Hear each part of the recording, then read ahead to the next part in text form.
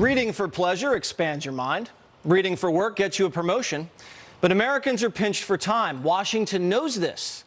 And every year, Congress spits out legislation gazillions of pages long, then manufactures a deadline to pass it, knowing Americans won't read it. The bill's too long, and the legislation isn't written in plain English.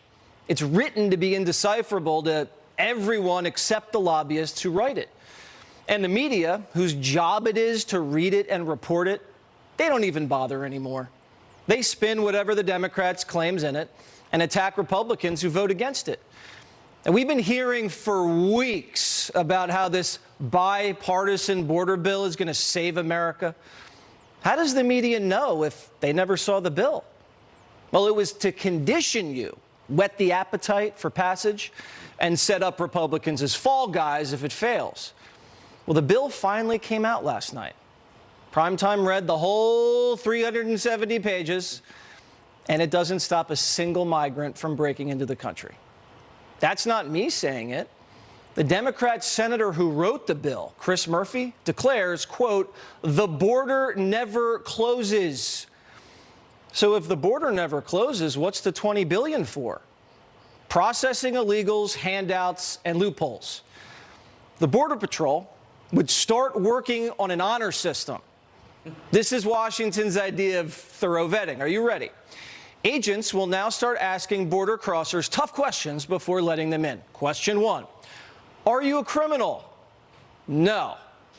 Second question, you say you're fleeing Honduras. Is there another part of Honduras that's safer? No, I'm scared. Third question, you passed through Mexico to get here. Why can't you stay in Mexico? I can't.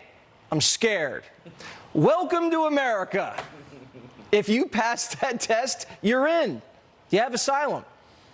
Who gives that test? Well, Biden's hiring thousands of asylum officers to ask migrants the 3 questions. This is a government jobs program that lets in more migrants.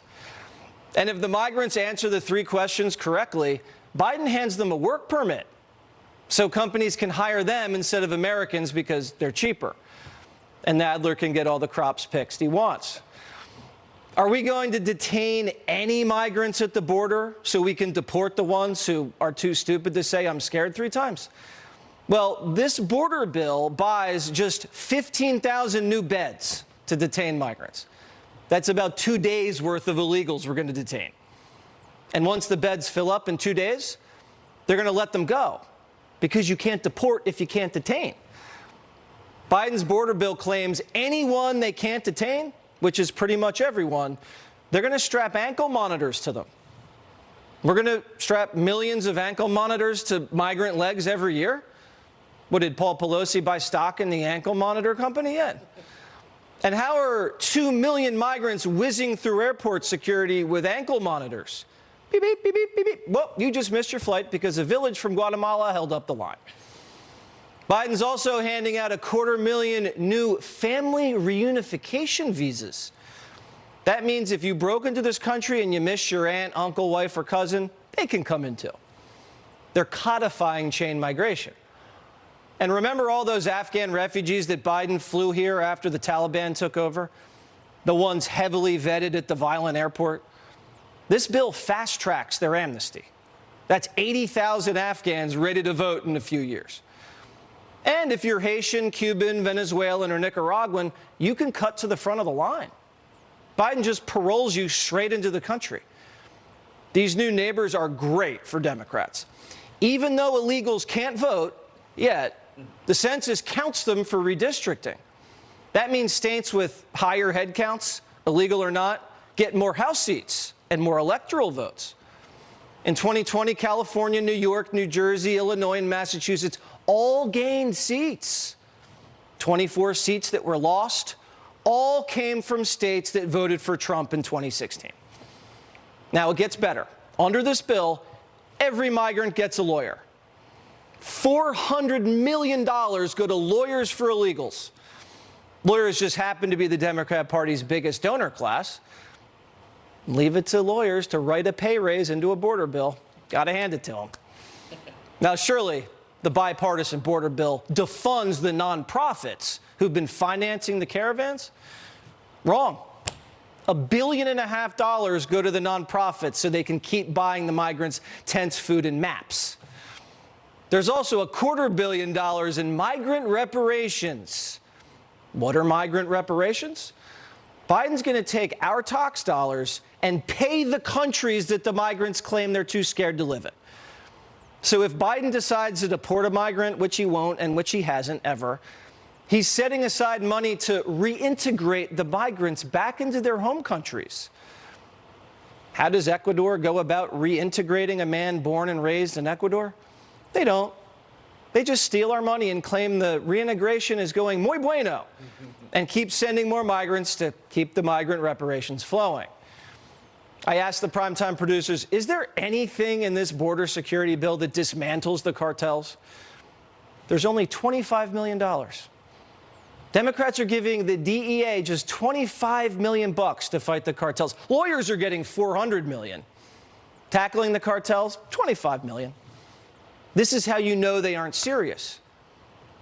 So we keep hearing about this 5,000 migrants a day and the border automatically closes.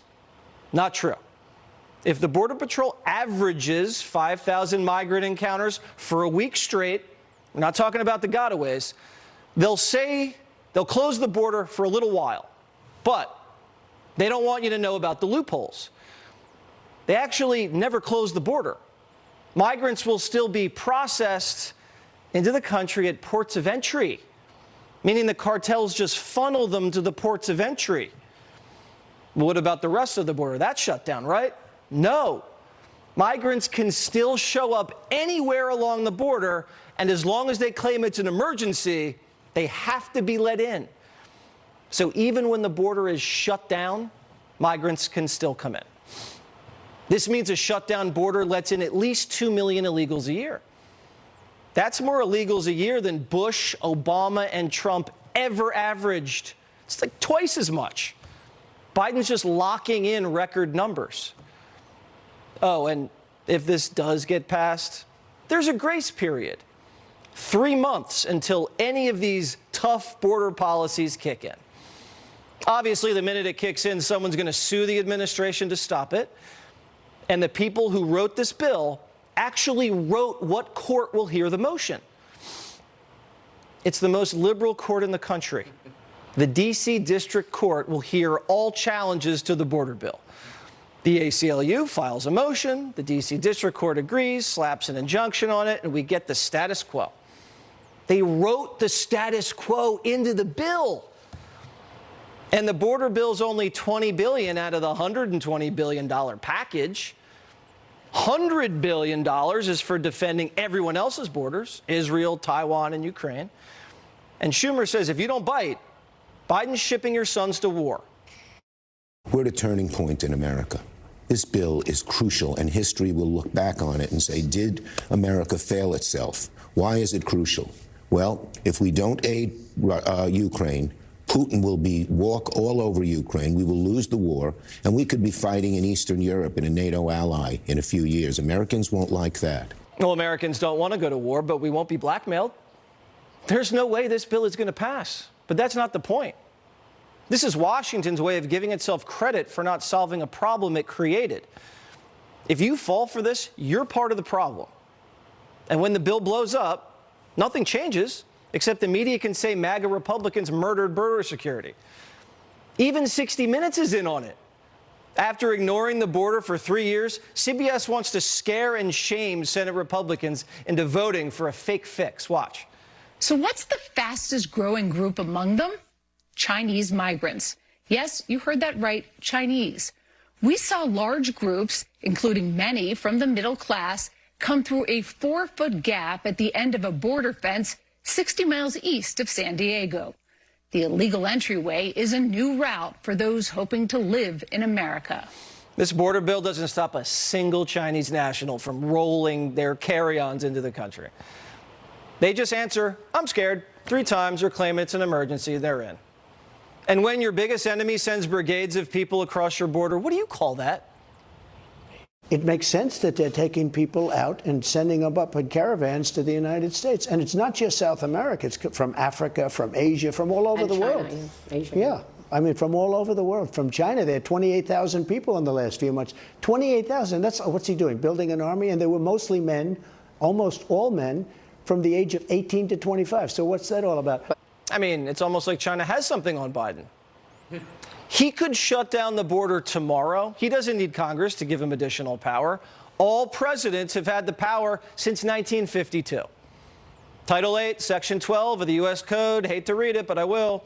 Whenever the president finds that the entry of any aliens into the United States would be detrimental to the interests of the United States, he may, by proclamation, and for such periods as he shall deem necessary, suspend the entry of all aliens or any restrictions he may deem to be appropriate. So the president, who has the power to close the border, says he needs $120 billion so we can close the border? But the architect of the bill says the border never closes? Do you get it now? Do you really think Biden is going to be rounding up migrants in Chicago into ICE buses during the Democrat National Convention this summer? If you believe that, then you fell for it.